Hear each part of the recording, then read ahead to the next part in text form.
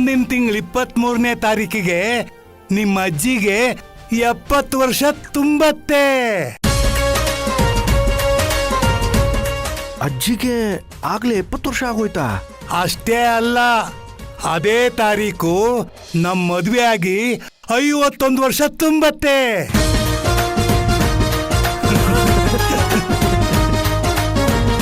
ಹೋದ ವರ್ಷ ನಮ್ಮ 50ನೇ ವರ್ಷದ ಮದುವೆ ವಾರ್ಷಿಕೋತ್ಸವನ ಸರಿಯಾಗಿ ಮಾಡಕ್ಕಾಗ್ಲಿಲ್ಲ. ಅದಕ್ಕೆ ಈ ಸಲ 1 ಖುಷಿ ಇದೆ.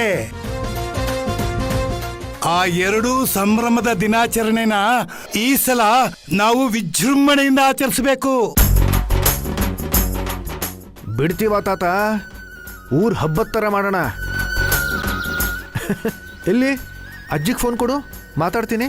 ಬೇಡಪ್ಪ ಬೇಡ, ನೀನ್ ಅವಳಿಗೆ ಅಪ್ಪಿತಪ್ಪಿ ಫೋನ್ ಮಾಡಕ್ಕೂ ಹೋಗ್ಬೇಡ. ನಾನು ಅವಳಿಗೆ ಇದನ್ನ ಸರ್ಪ್ರೈಸ್ ಕೊಡೋಣ ಅಂತಿದ್ದೀನಿ.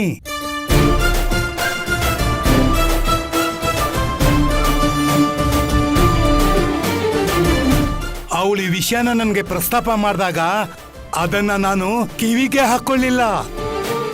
ಅವಳು ಊರಿಗೆ ಬರ್ತಾ ಇದ್ದ ಹಾಗೆ ಈ ಅರೇಂಜ್ಮೆಂಟ್ಸ್ ಎಲ್ಲ ನೋಡಿ ಅವಳು ಡಬಲ್ ಖುಷಿ ಪಡ್ಬೇಕು. ನೋಡಪ್ಪ ಸೂರ್ಯ, ಹಾಗ ನಾವು ಸರ್ಪ್ರೈಸ್ ಕೊಡೋಣ, ಏನ್ ಹೇಳ್ತೀಯಾ? ಪರವಾಗಿಲ್ಲ ತಾತ, ನೀನು ಈ ವಯಸ್ಸಲ್ಲಿ ಅಜ್ಜಿಗೆ ಸರ್ಪ್ರೈಸ್ ಕೊಡಬೇಕು ಅಂತ ಅನ್ಕೊಂಡಿದ್ಯಲ್ಲ, ಬಹಳ ಖುಷಿ ಆಯ್ತು. ನೀನು ಏನು ಯೋಚನೆ ಮಾಡಬೇಡ ತಾತ, ನೀವಿಬ್ರು ಮತ್ತೆ ಹೊಸದಾಗಿ ಹಸೆಮಣೆ ಏರೋ ಥರ ನಾನು ಮಾಡ್ತೀನಿ, ನಾವೆಲ್ಲರೂ ಮಾಡ್ತೀವಿ. ಅಪ್ಪ, ನಿನ್ನ ಹಳೆ ಸ್ನೇಹಿತರು ಸಂಬಂಧಿಕರು ಎಲ್ರನ್ನೂ ಕರೆದು ಜಾಮ್ ಜಾಮ್ ಅಂತ ಮಾಡ್ಬಿಡೋಣ.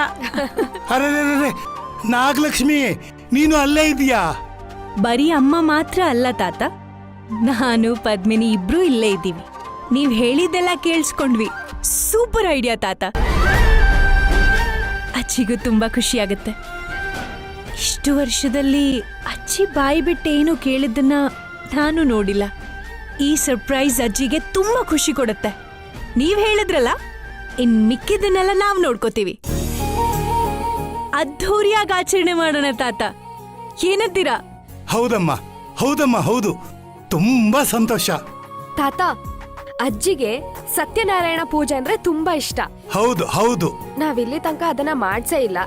ಈ ಸಾರಿ ಆ ವ್ರತದಿಂದ ಶುರು ಮಾಡೋಣ, ಏನಂತೀರಾ? ಆಹಾ, ಸರಿಯಾಗಿ ಹೇಳ್ದೆ ಕಣಮ್ಮ. ಒಂದು ಕೆಲಸ ಮಾಡಿ, ವಿಶ್ವೇಶ್ವರ ಭಟ್ರಿಗೆ ಫೋನ್ ಮಾಡಿ ಎಲ್ಲ ಹೇಳ್ಬಿಡಿ, ಅವರೇ ಎಲ್ಲ ನೋಡ್ಕೋತಾರೆ. ಆಯ್ತು ತಾತ, ನೀನು ಈ ವಿಷಯ ಹೇಳಾಯ್ತಲ್ಲ, ಇನ್ನೂ ಏನು ಯೋಚನೆ ಮಾಡಬೇಡ, ನಾವೆಲ್ಲರೂ ನೋಡ್ಕೊಳ್ತೀವಿ. ರೀ ಏ ಸೂರ್ಯ, ನಿಮ್ಮ ಅಜ್ಜಿ ಕರೀತಾ ಇದಾರೆ ಅಂತ ಕಾಣಿಸುತ್ತೆ, ನಾನು ಆಮೇಲೆ ಫೋನ್ ಮಾಡ್ತೀನಿ, ಆಯ್ತಾ? ಆಯ್ತು ತಾತ. ಎಲ್ರಿಗೂ ಬಾಯ್. ಬಾಯ್ ತಾತ. ಬಾಯ್ ಅಪ್ಪ. ಬಾಯ್ ಕಣ.